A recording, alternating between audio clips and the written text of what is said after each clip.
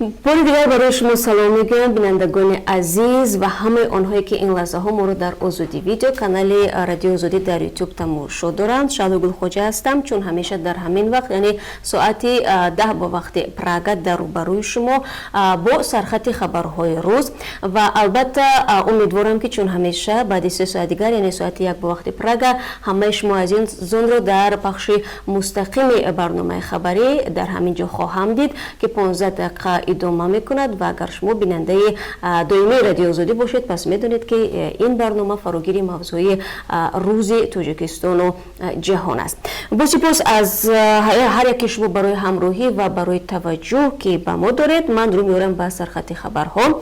مسئله حقوق بشر در اولویت بود. دیروز پرزیدنت شورای اروپا با رئیس جمهوری تاجیکستان در دوشنبه ملاقات روبرو داشت. سفر دونالد توسک به تاجیکستان در حال انجام شد که سازمان‌های حامی حقوق و فعالان جمعیتی حکومت این کشور را برای محدود شوی آزادی بیان، فشار بالای مطبوعات و حقوق شناسان مستقل، زندانی‌های سیاسی و حکم‌های طولانی زندان انتقاد می‌کنند.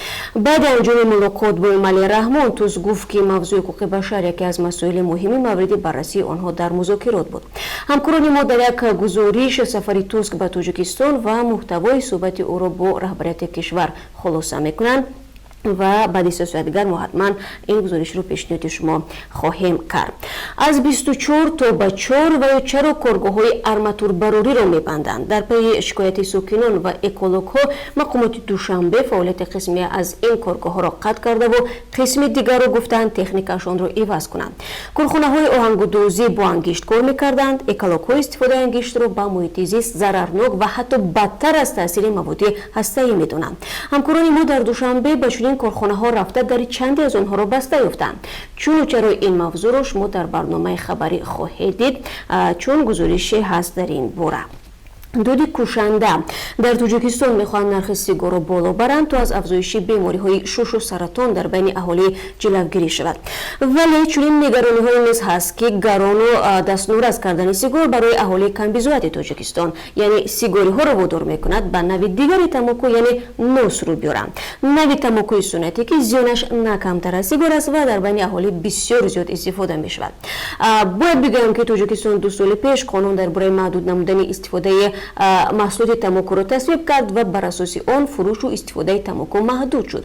ترغیب تماکو استعمال آن در جایهای جمعیتی هم منع گردید. ولی ظاهراً این اقدام ها برای کم شدن سیگارکش‌ها در تاجیکستان مساعدت نکرد. همکاران ما یک گزارش را در این باره برای شما آماده کردند و حتما در برنامه برای شما ارائه خواهیم کرد.